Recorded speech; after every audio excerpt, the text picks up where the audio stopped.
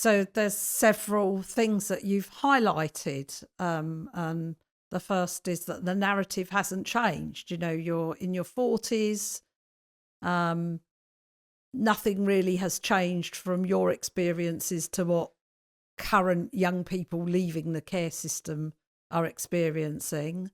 That there are traumas that there seems to be no healing for, and that the systems don't seem to be able to bend or understand or widen the availability. And so therefore, through no fault of their own, because we're talking about children essentially, go through and experience certain, horrible stuff. And we can get into that horrible stuff and not scared of it or scared to speak it. And then those traumas and those scars where there's not really suitable places for healing, lead to really negative outcomes in life, to the point where people who didn't want to be here anymore and took their own lives, because there's no hope. Yeah, definitely. And I think that was a little bit about my journey. So I experienced adverse childhood experiences from my birth mum, and then my dad and stepmom brought me up. But sadly, there was experiences within that I didn't fully understand until I became a mum. But sadly, it meant that I ended up in the care system at 12, specifically residential care. And I just wasn't ready. I was one of the most probably unstreetwise child you could think of. I remember rocking up into the community, into the dining area where all the children were and staff. So they always sat down to have communal meals. And I rocked up with a little suitcase and a Minnie Mouse mint tracksuit because I wasn't the street. I didn't realise when I walked in that space how vulnerable I was. Sadly, and this isn't in isolation, many children who enter the care system, whether that's through residential care, foster care, adoption or kinship, sadly, the systems can cause additional layers of trauma. And that is certainly what I experienced within the care system. I had my bedroom set on fire on one occasion. And my first experience was being forced into a sex act. And when I reported it to the staff, they were like, well, it's your word against his. So I didn't feel supported. So it was a difficult journey to be in. And obviously, residential care, they've paid to care, but you get different staff, so you don't get that continuality. And the staff that, for whatever reason, they just don't connect with you, and you can feel that, for some reason they don't enter into conversations, and it's nothing any one person has done, but obviously as a young person that can feel really difficult in that process.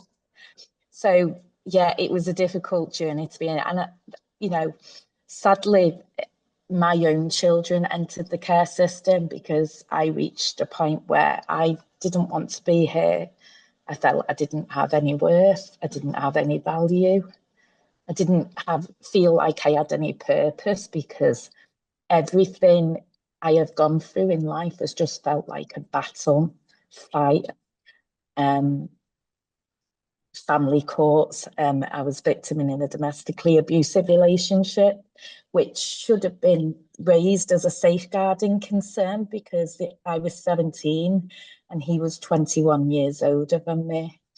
No one ever raised anything. No one ever protected me. And what I experienced, isn't in isolation. There's so many of us that go through similar experiences, or, because we are vulnerable and society recognises our vulnerability. So I can guarantee those who, sadly experienced the circumstances in Manchester, you know, homes would have been targeted because they recognised the vulnerability, and the staff only have so much limited control to be able to do anything. And sometimes it feels like they don't really care either, sadly. So you went from, you know, your birth mother, your mother, into your father and step parent, and that didn't work. So you were sort of born into really difficult circumstances, and then found yourself being shipped off to residential care at 12. And I'm telling myself that even though what went before was horrible, you were at least expecting it not to be worse. You know, at least expecting that, although no matter how wretched it is, that you might have had some, as you know, childish hope that you know that you were going to be safe at least. And within a short space of time, your room's set fire to, and you're forced into a sexual act with a male worker, and told, it's your word against his.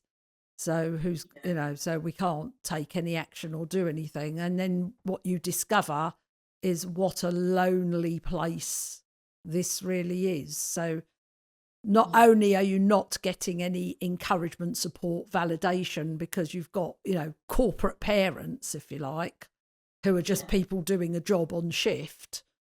You're also in this incredibly unsafe place. And of course, we don't know that we're vulnerable, do we? We don't know that that's the state we're in, and that actually, and there's nothing to fall back on.